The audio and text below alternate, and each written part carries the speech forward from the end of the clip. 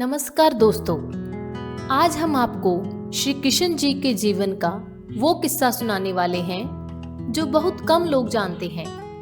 हमने अक्सर श्री कृष्ण जी की बाल लीलाएं तो सुनी है और महाभारत के युद्ध के बारे में भी सुना है, लेकिन उनके अंतिम समय और अंतिम संस्कार की कहानी बहुत कम सुनी है।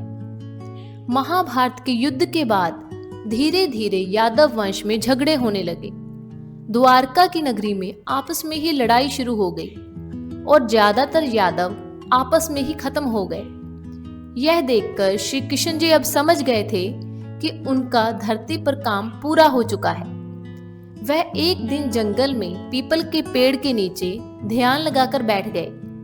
उनका चेहरा शांत था और पैरों की चमक दूर से दिखाई दे रही थी। उसी समय एक शिकारी वहां पहुंचा जिसका नाम था जरा। उसने दूर से देखा कि झाड़ियों के बीच कुछ चमक रहा है।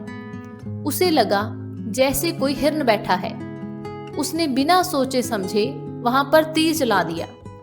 वह तीर सीधा श्री कृष्ण जी के पैर में जाकर लगा।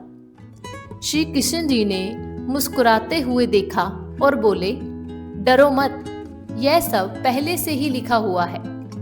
तुमने कोई गलती नहीं की। इतना कहकर उन्होंने अपना शरीर त्याग दिया। जब यह खबर पांडवों तक पहुंची तो सब बहुत दुखी हो गए। अर्जुन तुरंत वहां पहुंचे। अपने प्रिय सखा और भगवान को इस अवस्था में देखकर अर्जुन की आंखों से आंसू निकल आए। अर्जुन ने बड़ी श्रद्धा से लकड़ियां सजाई और श्री कृष्ण के शरीर को अग्नि को समर्पित कर दिया। जैसे ही आग ने उनके शरीर को छुआ, चारों ओर अद्भुत प्रकाश फैल गया। आकाश से फूलों की वर्षा होने लगी और वातावरण में भगवान का नाम गूंज उठा। लेकिन दोस्तों, कहानी यहीं खत्म नहीं होती। कहते हैं कि जब अग्नि शांत हुई तो श्री कृष्ण जी का हृदय अग्नि में भी नष्ट नहीं हुआ। वह हृदय चमकता हुआ समुद्र की लहरों में बह गया। समुद्र की लहरें उस हृदय को दूर ले गईं। बाद में यही हृदय पुरी धाम पहुंचा और भगवान जगन्नाथ की मूर्ति में स्थापित हुआ। इसे जानने के लिए आप हमारी वीडियो कि कैसे श्री कृष्ण जी का हृदय जगन्नाथ भगवान में विराजमान हुआ देख सकते हैं।